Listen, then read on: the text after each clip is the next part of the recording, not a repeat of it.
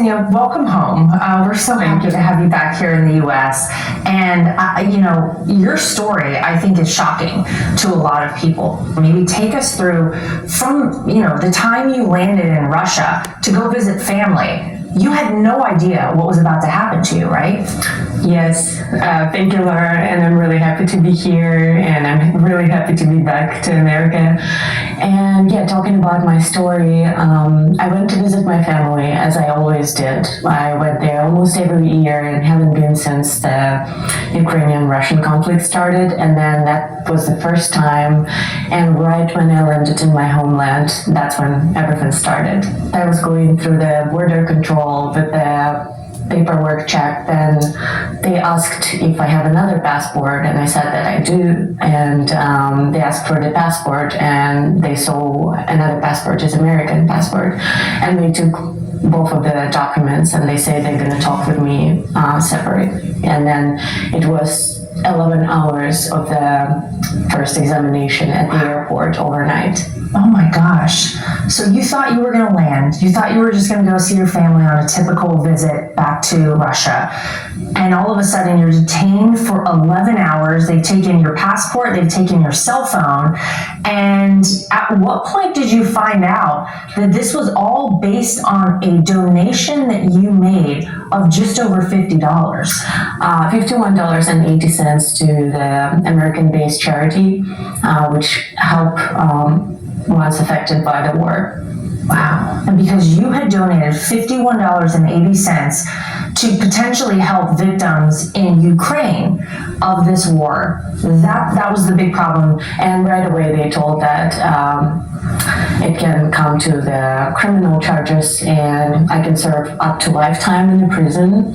So you don't really realize that it could be real. This all, I'm sure, happened very rapidly. You all of a sudden find yourself actually in a Russian prison. This must have been a surreal experience for you. I mean, nowhere in your wildest dreams, I'm sure, did you ever imagine this. You can imagine about prison just watching the movies or something. It's that, but more. You just need to survive somehow, and you just drag it day to day. And I remember I had this phrase inside my head, which I read in the book of Saint-Exupéry, where he told about his experience of survival in the desert, and he just needed to do one step. He's like, okay, just do one more step, just do one more step. And that's how you drag through this, at first, especially.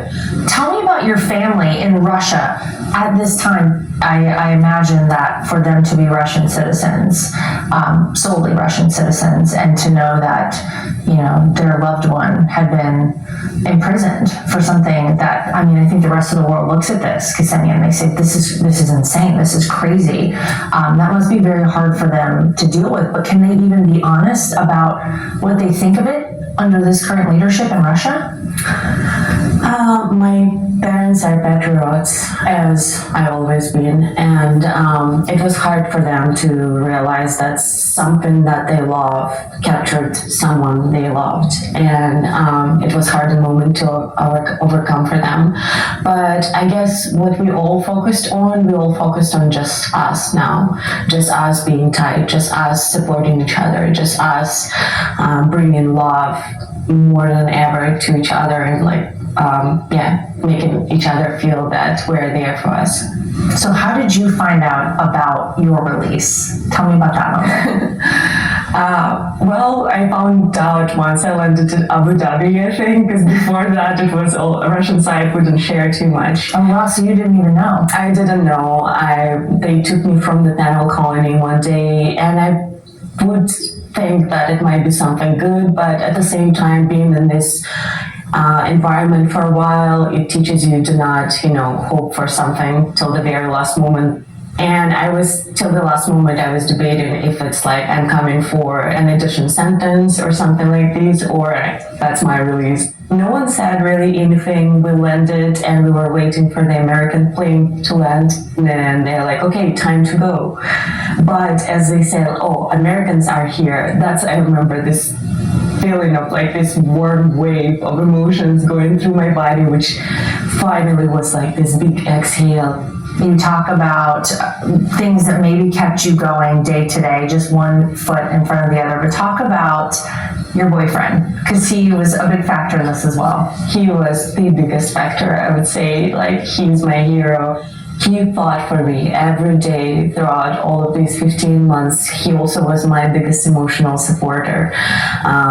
We would write letters to each other, and every letter, I don't know if he had doubts inside him, but he would never show that he ever for one moment doubt that I will be back and we will be reunited.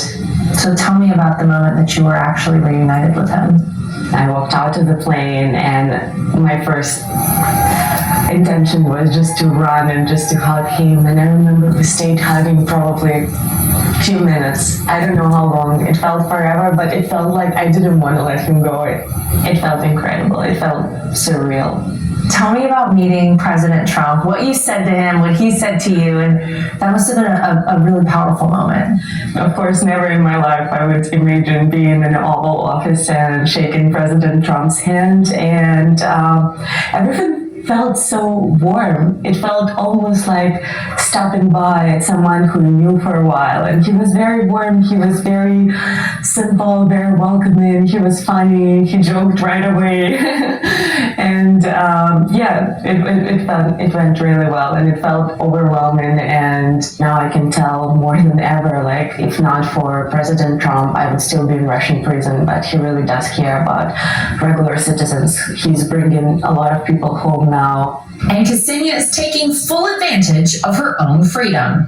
Well, Ksenia, to be here out in beautiful nature, I'm sure you thought about moments like this so often when you were in that Russian prison. Oh yeah, I did. Like, and all you have there is your imagination, right? Because around yourself you see just gray walls. So you imagine all of this beauty. And even now, like yesterday, walking in New York City in the night, just alone, just looking around, it brings so much happiness in you. Yeah. I'm feeling it, and I'm grateful for each moment now, because this is finally a reality.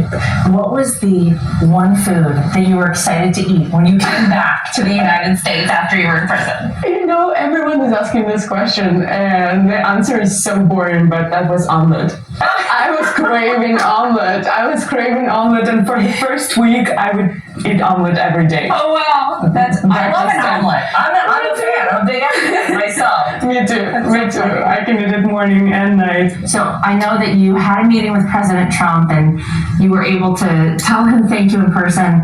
If there's anything else you want to say to him right now, what would you say?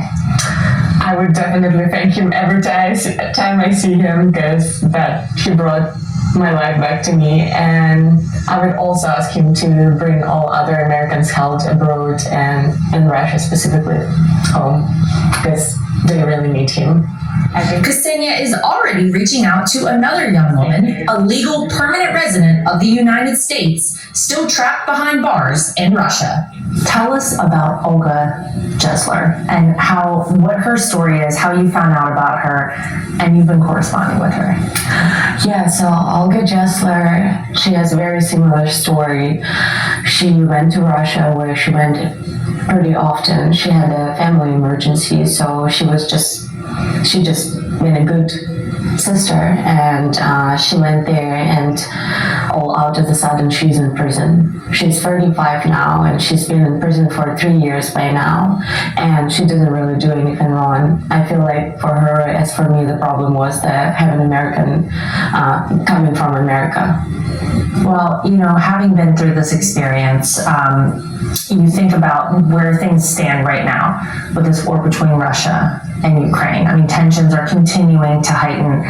Give me your sense about what you see in the future between for the conflict between Russia and Ukraine. I've always cared about people. That's how I grew up, and I just felt bad for that. So for me to say my opinion on this is really hard. It shouldn't be like this. People shouldn't die with no reason. So I really hope everything's going to be peaceful soon, and everyone will be back to their homes and having rebuilding their life.